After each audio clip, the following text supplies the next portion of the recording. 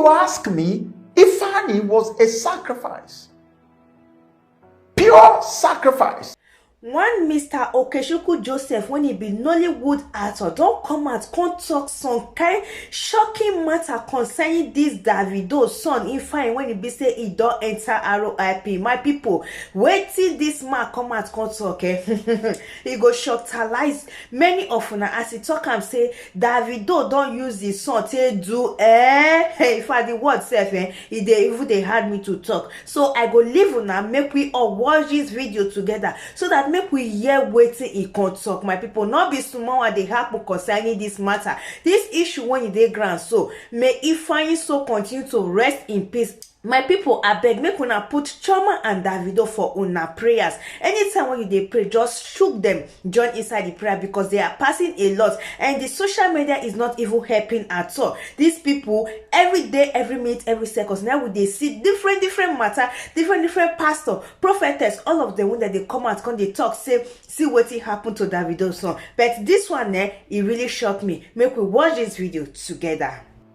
I want to say that my heart was torn when I heard the news of Ifeanyi Chukwu's passing, Davido's son. It was, I'm trying to be as honest and as real as I can be. I don't want to pretend. I'm being very honest with you. And I believe I'm not alone when I say that I felt like the child that was lost was my biological child. The boy was too precious. The boy was a star in the making, bigger star than his dad. And the devil came and took him. So as soon as this happened, too many people started writing me because they already know how much I know about stuff that go on in the entertainment industry, both in Africa and Hollywood, wherever. I do have some knowledge. And everybody was writing, Joe, what do you think? Do you think it was a sacrifice? Do you think Davido sacrificed his child and stuff like that? So I'm making this video not because I have done any proper research into this situation, because usually I will just take my time and research stuff and then I will speak with a tone of finality. But that's not the case here. But what I'm going to do is help you understand what I believe may have happened to Ifeanyi. And then I can compare it to the ones that has happened or that have happened to so many other stars in Hollywood and other places and see whether they bear some semblance. If you ask me, Ifeanyi was a sacrifice. Pure sacrifice.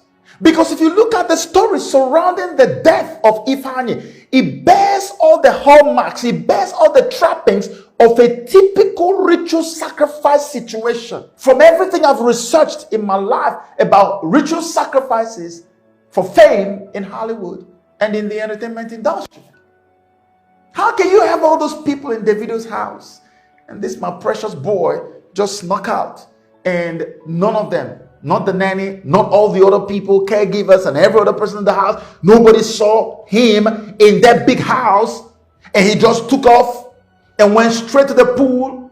Nobody, no neighbor, no bystander, nobody around anywhere saw this boy. And the guy had already died underneath the water in the pool, and it took another 20 plus minutes to locate. Are you kidding me? What kind of story is this? This was a sacrifice. Personal opinion. They sacrificed him on the Halloween day. When they sacrificed Whitney Houston, it was during the Grammy. They always find all those little things, little moments and times and seasons, because we don't know about numerology. So they know about numbers. They put numbers together and they know when to sacrifice who. When Diana died, they also had to deal with numbers. You don't know all these things. But that's what makes me believe strongly that Ifeanyi Chukwu was sacrificed. I have not really dug deep into all the things I need to dig into. And that's why I'm just giving you personal opinion, what I believe. And in the future, if I have the time to dig into it, I will be sure to let you know what I found out. If Davido knew about it or if he didn't know about it. Because there are two scenarios that you must consider when these things happen. The first one is that the artist is aware it will happen. So they put up a show, prior to when the thing happens. And when it happens, of course, there's going to be reaction and all of that. Okay, they dramatize all kinds of stuff. That's the first scenario. The second scenario, as in the case of Kanye West, is you don't know it's coming. They don't prepare you to let you know that it's coming. For people who do not know, the devil literally sits atop the entertainment industry. And that's why over 90% of all the big names you know today have had to sell their souls to the devil.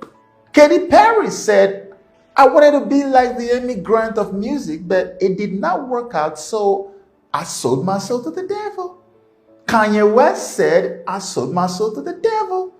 A lot of them. Eminem has done songs where he talked about selling his soul to the devil, and he did another one where he said, be careful what you wish for. And so many, Snoop Dogg and Nicki Minaj and all these people sold their souls to the devil. And when you sell your soul to the devil, you are equipped with a demon, because now the devil owns your soul. So the Holy Spirit or your human spirit does not have the right anymore to stay in your soul. So the person that you sold your soul to then replaces whatever spirit is in your soul with his own spirit. So that's why a demon is released into you immediately. And that demon is now what they call alter ego. That's how this works. And why do they have to sell their soul to the devil for fame?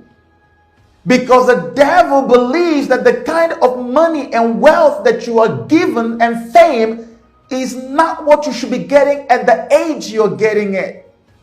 There is something called time. There are people that their time says your billions come at the age of 40. There are people that their time says your billions will arrive at the age of 50, 45, 60. But you want it at the age of 19. You want it at the age of 20, 15, 16. You got to pay a huge price for that. So that's what happens with selling of souls to the devil. Because all the machinery that will spread you around the world and make you famous, everywhere they announce your name, people will stampede to get there, to touch you, to see you, to watch you. Your stadia all over the world are sold out just for you to perform for a few minutes.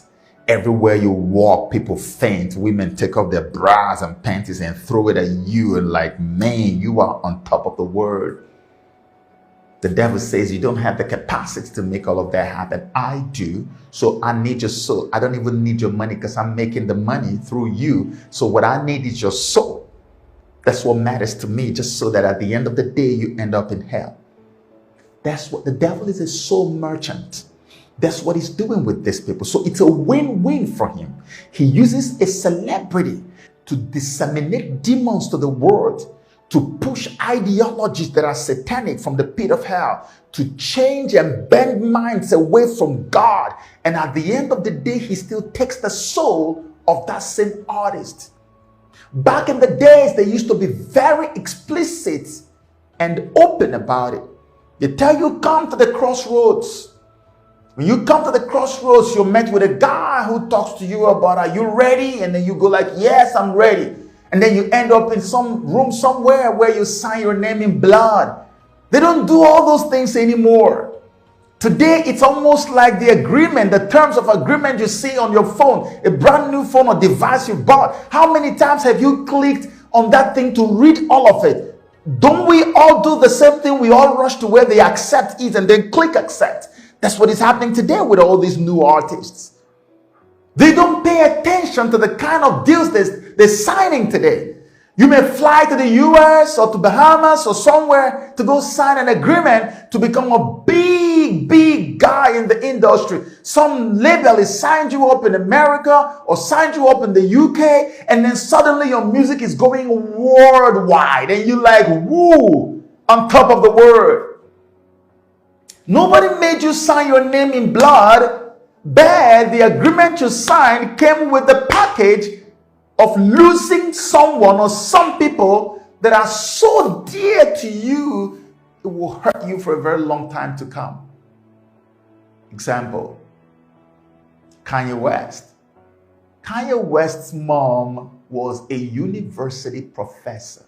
Dunda, that's her name. University professor. What university professor wouldn't want her child to pursue academics all the way down to maybe doctorate degree? What university professor? But Kanye said, look, this is what I want to do. And she found out that education up to college level was standing in the way of this guy becoming what he really wants to be in life. And she did not only let Kanye go to pursue his dream, she also resigned from her job and followed Kanye to keep an eye on him to nurture that dream. So Donda obviously was everything to Kanye because she raised that boy by herself. Only her. That's why there was nobody closer to Kanye West than his mom. His mom was the air that he was breathing. His mom was his everything. So obviously this was the prime target for the devil. So when they took the mom from him, it was a pure ritual sacrifice for his fame. But you know what? You can't find those videos anywhere today. I remember very clearly how that when this happened, Kanye was seen in some videos where he was throwing tantrums, angry at his handlers and friends in the industry, senior colleagues, telling them, you guys didn't tell me this is how it's going to be. Nobody prepared me for this. You can't find those videos anymore. He knew that this was a sacrifice. And so he got so angry and decided he was going to spend the rest of his life exposing the Illuminati and their hands in the industry and all this selling of soul business. He even made a movie at a point to expose the demons that go into people and possess them when they actually sell their souls to the devil. And the industry wouldn't let him release the movie. Kanye was ready to fight them, but he can't. He's too small to fight the powers that be. And so his life just spiraled out of control. So this Kanye that you see today that breaks down once in a while and says stuff and does things, it all began from that moment. He wasn't always a very quiet guy, but he never was like this until the mother died. He just lost it. What about Eminem? How many of you have seen the music video Toy Soldiers? If you watch Toy Soldiers, you see Eminem's best friend in the world. Not even his wife or children could compare to Proof in his life. Proof was his blood, like everything to him. And if you watch Toy Soldiers, you'll find out that Proof was shot and killed in the music video of Toy Soldiers. The same manner he was shot and killed in that music video was the manner in which he was sacrificed in real life. Eminem has not been the same from that moment till today. Eminem started writing songs, started writing all kinds of stuff, exposing the whole deal with the devil in my dad. He began to fight just like Kanye.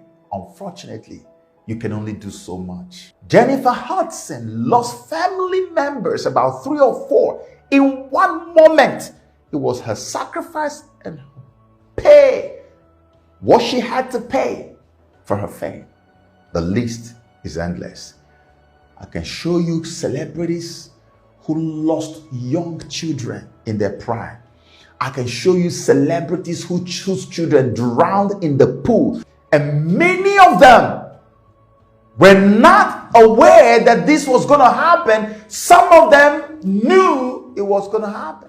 Usually when these sacrifices are made, you are paying for the fame you already have, and you are also paying most of the time for the fame that will happen afterwards. So they explode in so much fame. But even after the explosion, most of them begin to spiral out of control. Psychological problems. They become very depressed. They are no longer themselves anymore. They are a shadow of themselves. So even though opportunities have now increased by virtue of their sacrifice, they can't tap into these opportunities because they have lost something too dear to them. They are also human beings. So that's why they would go for the best thing in your life. Makes sense why they had to take Ifeanyi away. So from everything I've seen, Ifeanyi was their sacrifice. And if David wasn't aware, you need to put him in prayers, because his life after this, doesn't matter how many more children they end up having, his life after this is not going to be very stable. If you follow every single thing that I have documented over the last 15 years on these kinds of situations. Burna Boy got to be careful, because he's another standout star that's gone global right now. All this fame, it comes at a price. Burna, I don't know what kind of advice to give, because what would I say to him? Am I going to tell him to pull back from where he's at? The fame has come. He's there now. But just know that the devil will always come for a pound of his flesh. And in conclusion, what I can tell you is that I personal opinion, believe that Ifeanyi was a sacrifice. Thankfully, they took him in his state of innocence. So I know for sure that Ifeanyi is in heaven right now. And that's the only consolation that we can all have.